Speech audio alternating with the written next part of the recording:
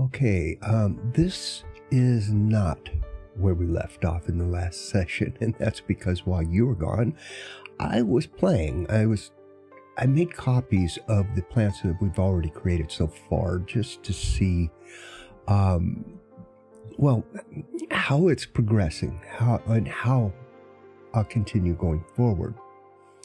And so I placed these pretty much in the same place that is on the sketch, just kind of laid them out there like that. And then also started playing with the colors so I could see what color do I want. Well, I definitely like these colors, the oranges, the corals, the reds, against this greenish blue background, and I think it's going to work quite well. But what we're going to do this session is actually finish off the background area by doing the floor, and you can see it's pretty close. It just needs to be a little bit lighter, and we need some shadows for the rocks, and that's what we're going to do in this session.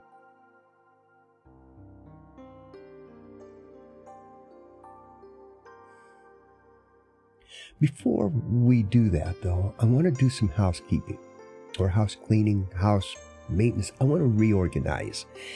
And so what I'm going to do, I'm going to come to the first plant here, and I'm going to create a folder above it and just name this plants.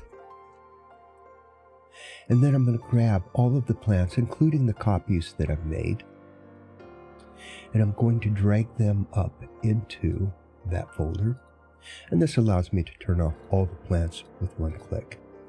I'm going to do the same with the rocks and create a folder, and I'll call it rocks, and I'll grab block 1 through 6 and pull it into the rocks, and now I can turn off the rocks if I want. So let's start by turning off the plants. I'm going to keep the rocks because I'm going to do this section down here, the ocean floor. We'll put it in. I'm going to go ahead and turn off the caustics because I want to see this as a whole. I want to see it without anything else on it, like that. Okay. So let's go ahead and get started now with painting in our ocean bottom.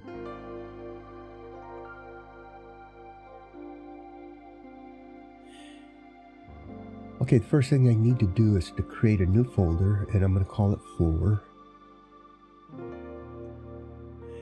And I'll create a layer to draw in. I'm going to come up to my selection. I'm going to pick the rectangle, and I'm just going to, create a selection. Now, this is a little, it's a little high because I don't want anything right there. You see where that V shape is, that triangle. So all I need to do is hit the down arrow key, and it'll just bring the top down. Well, what it's actually doing is it's moving the whole selection down, but the selection won't go below the canvas, which is good. That's what I want.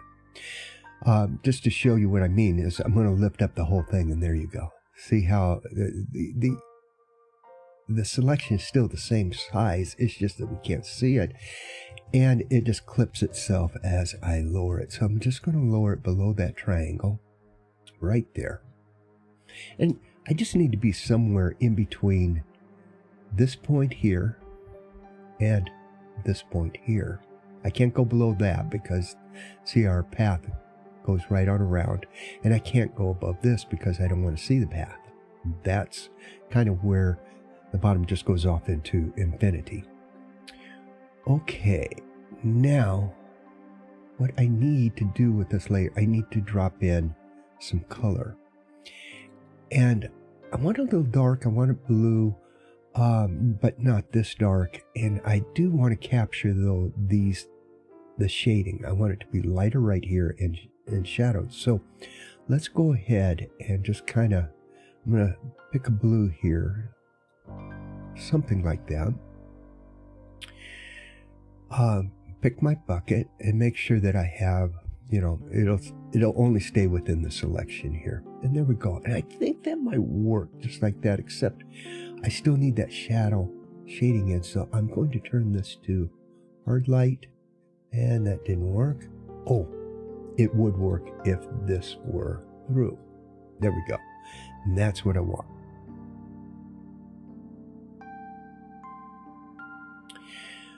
Okay, the next thing I'm going to do is add another layer. I'm going to come up to filter and render and Berlin noise. And I want to bring the scale all the way down to 1. And we'll bring up the amplitude. And what amplitude does with Berlin noise, it basically gives us more contrast. That's another way of looking at it. Whereas attenuation, what it does is it gives us more dots in there. So if I go here, let's just scroll in and I'll show you what I mean. So this is attenuation at its lowest. If I bring it all the way up, you'll see that there's a lot more dots in there. And if I come down with amplitude, I get less contrast, so it starts to fade out. Now I just want enough to make you feel like there is some sand in there. Okay, so we'll say okay to that. And I'm going to turn this, I believe, let's try an overlay. Does that help? Yeah, that can work pretty good. It's another way we can do this. Let's try, I think hard light won't be as well. Same. Soft light, softens it down too much. If we did, overlays what we tried. If I went add glow, and see it goes really bright. I'm thinking overlay is probably where we want to be.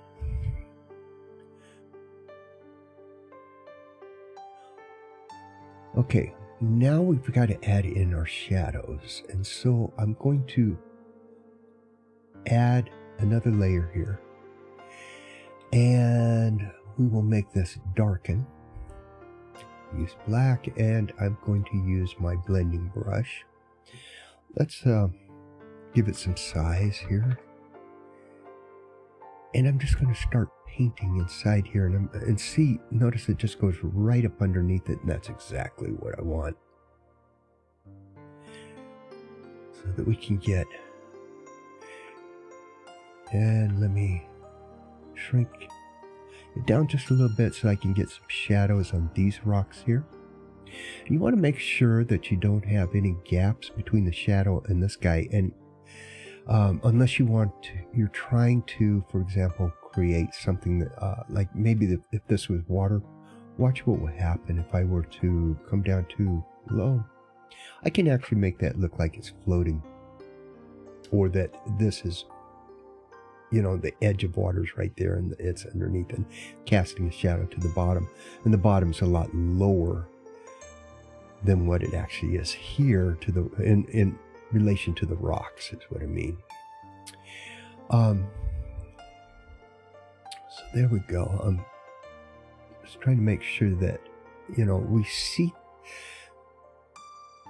these guys, we anchor them into this, the bottom of the floor that we've just added. Okay. Now, the best thing to do is to, there we go, just come out.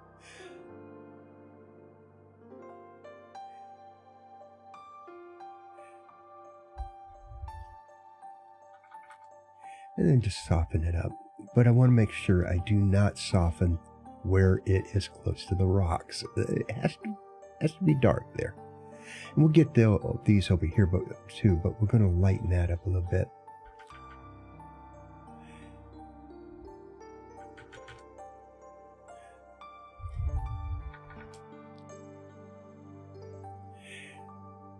Okay, and I think that's pretty good. It's not complete yet, and that's because you see a hard edge there. And that's simply because that's on top of our shadow, but we'll fix that in a minute. But what I want to do now is right here, just kind of lightly this doesn't have to be or should not be as dark. And one of the reasons why is because it's further away, more diffused. And we can also do something here as well. Just kind of soften that, to give the hint of shadows over there.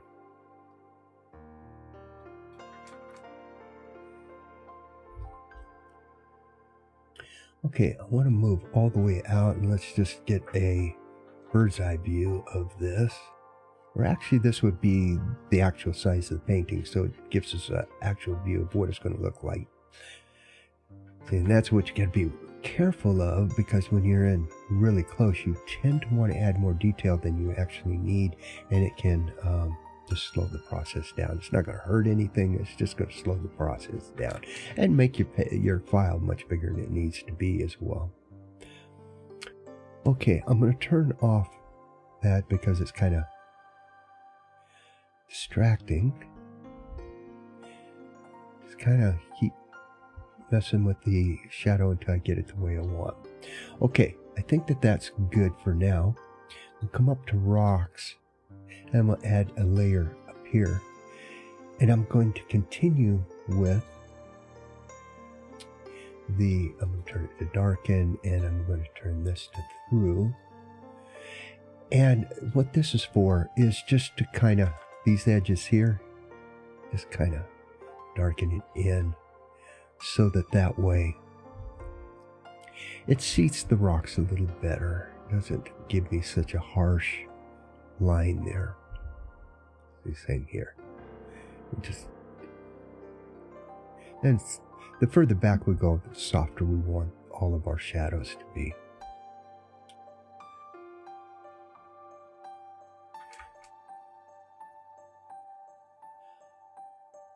Okay, now let's go ahead and bring back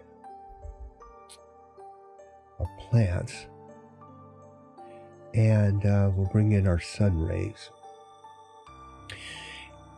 Now then, what we'll do, so now we have our plants. You can see we're going to have to put shadows in with them, but we won't use these plants. These are just placeholders, so I can get an idea how it's going to look. We're going to have some bubbles in there. We'll have some fish, and we're getting very close to having this complete.